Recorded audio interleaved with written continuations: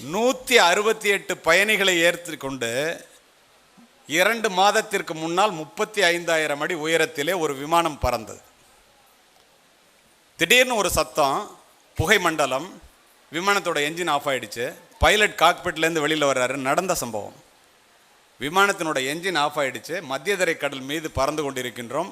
2 நிமிஷத்தில் கீழே விழுந்து சாக போகிறோம். லைஃப் ஜாக்கெட்டை போட்டுங்க, தண்ணியில் விழ போகிறோம், மிதக்கலாம், வேறு வழி கிடையாதுங்கிறார். எப்படி இருக்கும்? முதல்ல மரண ஓலம், திடீரென்று மயான அமைதி. ஒரு பயம் மூச்சு விட முடியுமா? 10,000 அடிக்கு வந்துருச்சு. துணை விமானி மட்டும் அந்த ஆன் பண்ணி ஆஃப் பண்ணி பார்க்குறான், திரும்ப என்ஜினை ஆன் பண்ண முடியுமான்னு. 5,000 அடி உயரத்துக்கு வந்துருச்சு. திடீர்னு லைட் எரியுது.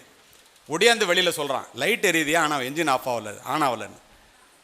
ஓடி போய் விமானியும் உட்காந்து 2 பேரும் முயற்சி பண்ணுறாங்க. தண்ணீரை தொட இருக்கும்போது விமானத்தினுடைய என்ஜின் ஆன் ஆகிடுது. தண்ணீரை தொட இருந்த விமானத்தை மேலே ஏற்றி பக்கத்தில் சிரியா நாட்டில் போய் தரையிறக்குறாங்க.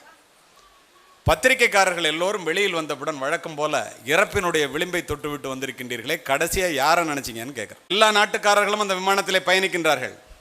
ஒருத்தன் சொல்கிறான் நாட்டை பற்றி, ஒருத்தன் வீட்டை பற்றி, ஒருத்தன் தன்னுடைய மனைவியை பற்றி, ஒருத்தன் பேங்க் பேலன்ஸ் கோடிக்கணக்காக இருக்க அனுபவிக்காமல் சாக போகிறோம். என்னுடைய பிள்ளைகளை அனாதையாக விட்டுவிட்டு நான் சாகப் போகின்றேனே என்று பதிவு செய்த 11 பேரும் இந்திய தந்தைகள் என்பதை மனதிலே பதிவு வைத்து. அதான் அப்பா, இந்திய அப்பா. அம்மாவினுடைய பாசம் வெளிப்படையானது, அப்பாவினுடைய பாசம் வெளியே தெரியாதது. சாப்பிடவா அப்படின்னு கூப்பிடுறது அம்மாவோட பாசம்.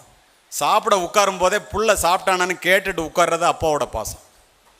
அம்மாவோட பாசம் தோசை மாதிரிங்க, சாப்பிட்டோன்னு தெரியும். அப்பாவினுடைய பாசம் தோசைக்கல் மாதிரி, என்ன வெந்தாலும் தெரியாது வெளியில், மற்றவங்க சொன்னால் தான் தெரியும். நீ எல்லாம் எங்கடா உருப்பிட போகிற அப்படின்னு சொல்லிட்டு இந்த புள்ள எப்படியாவது உருப்பிடணுமேன்னு நினைக்கிற ஒரே ஜீவன் உலகத்தில் அப்பா மட்டும்தான். 5 வயசில் ஹீரோவாக தெரிகிற அப்பா 20 வயசில் எதிரியாக தெரிவார். உனக்கு 40 வயசு ஆகும்போது அவர் தெய்வமாக தெரிவார். அப்பா அருகில் இருந்தால் தனி திமிர் தன்னால் வந்துவிடும். அது திமிர் என்பதா தைரியம் என்பதா தெரியாது. நீ போடா, நான் இருக்கேன் பார்த்துக்கிறேன் அப்படின்னு சொல்கிற ஒரு ஜீவன் உண்டுன்னா அது அப்பா மட்டும்தான்.